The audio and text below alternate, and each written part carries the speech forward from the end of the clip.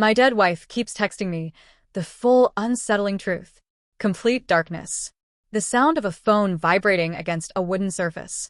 A mechanical click as the screen illuminates, revealing a single new message notification. The glow casts long shadows across an empty kitchen. The coroner told me Sarah died instantly. That she hadn't suffered. That the impact had been merciful. But when your dead wife starts texting you about things only the two of you knew, you begin to question every comforting lie they tell you at the funeral home. The liquid turning black as ink. The last morning alive. I remember the steam rising from her coffee cup that morning. How it fogged her glasses when she leaned in for a kiss. The way she absent-mindedly scratched at the chipped edge of our kitchen counter, a habit she developed after we bought this house. These insignificant details that become monuments when someone dies. She was wearing the blue scarf I'd gotten her for Christmas.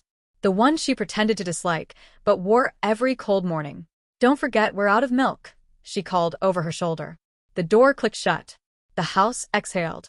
At 8:47 a.m., while I was scrubbing the toast crumbs from our wedding china, the phone rang. The police officer's voice was professionally calm. Too calm.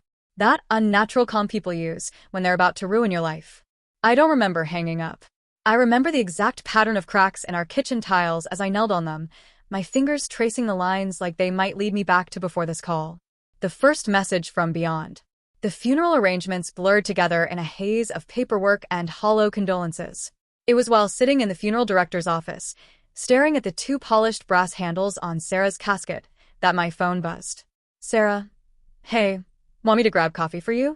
My hands developed a tremor, then that hasn't left me since. The rational part of my mind scrambled for explanations, delayed messages, a cruel prank, anything but the impossible truth. Then came the second text. "Sarah, traffic's bad. Might be a little late. Love you." The timestamp burned into my retinas. Today 12:03 p.m. Sarah had been in the morgue for 3 hours. The Vermont memories. The messages continued throughout the afternoon with terrifying normalcy. Questions about dry cleaning. Complaints about her coworker. Then, as the sun dipped below the horizon. "Sarah, do you ever think about that night in Vermont?" Asterisk. The temperature in the room dropped several degrees. Our honeymoon. 15 years ago, but as vivid as yesterday. We'd gotten lost hiking near Stowe, caught in a storm that came out of nowhere. The rain fell in sheets so thick we could barely see 3 feet ahead. Flashback sequence begins with the sound of downpour and labored breathing. We stumbled upon the cabin just as hypothermia began setting in. The door swung open with just a push, the interior smelling of mildew and something sharper, metallic. The basement door was padlocked, but we could hear something moving down there. Not rats. Something larger. At dawn, we fled. But as we reached the tree line, we both saw it, a shape standing perfectly still in the cabin's upstairs window. Watching. We never spoke of it again. Until now. "Sarah, it followed me. I think it's here." The voicemail that shouldn't exist. My hands shook as I dialed her number. Some part of me still expected the automated message about the number being disconnected. Instead, it rang. And rang. And then, "Hey, it's me. Leave a message, and I'll." Her voice. Bright. Alive. Then, underneath, barely audible. "He can't hear us now." The dial tone that followed wasn't the standard disconnected line sound. It was lower. Guttural. Like something imitating the sound poorly. The descent into madness. Night fell like a shroud over the house. The texts became more frequent, more unsettling. "Sarah, it's in the house with you."